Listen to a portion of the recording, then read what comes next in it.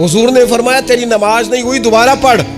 आप जब तक पूरी तरतीब से नमाज नहीं पढ़ते, रब की इबादत है ना, करीम भी बड़ा है ना, मेहरबान भी बड़ा है ना, गफूर भी बड़ा है, लेकिन अगर मुरत्तब तरीके से ना पढ़ो तो वो तो नमाज कबूल नहीं करता। नबी पाक सल्लल्लाहु ताला अलैहि वसल्लम के सामने आके एक शख्स ने नमाज पढ़ी, इबादत की है, आया है, झुका है, लेकिन इबादत भी बेतरतीबी नहीं, बेढंगी नहीं, गैर मुरत्तब नहीं, गैर मुनज़्ज़म नहीं, ऐसे नहीं कि जैसे मर्जी कर ली। उसने आके नमाज पढ़ी तो हुजूर ने उसको देखा और नबी पाक अलैहिस्सलाम ने फरमाया तेरी नमाज नहीं हुई, दोबारा पढ़।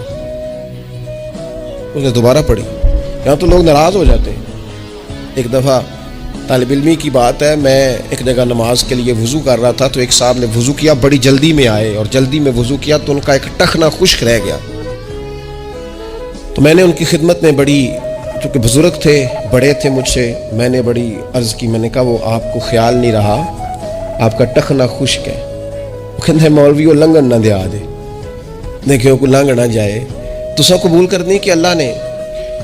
मैंने उनसे कहा आप क्या काम करते हैं? कहने लगा मैं कपड़ा बेचता हूँ। तो मैंने कहा अगर आपका 1000 रुपये वाला गज कपड़ा हो तो कोई शख्स के कोई अर्ज नहीं, चल मेहरबानी कर 300 का दे देते हो?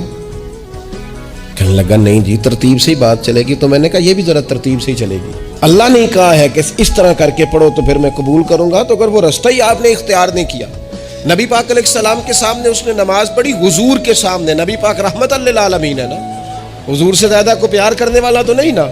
नबी पाक ने तो नहीं फरमाया चल मेरे सामने पढ़ी या तेरी कबूल ही कबूल है। हुजूर ने फरमाया तेरी नमाज नहीं हुई, दोबारा पढ़।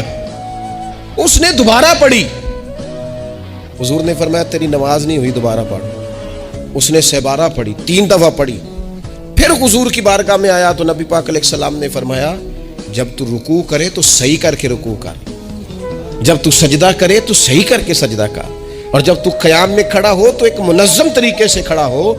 फरमाई इस एतदाल, इस नज़्म व ज़ब्त से, इस तरतीब से नमाज पढ़, उम्मीद है खुदा के फजल पर कि वो तेरी इबादत को कबूल फरमाएगा।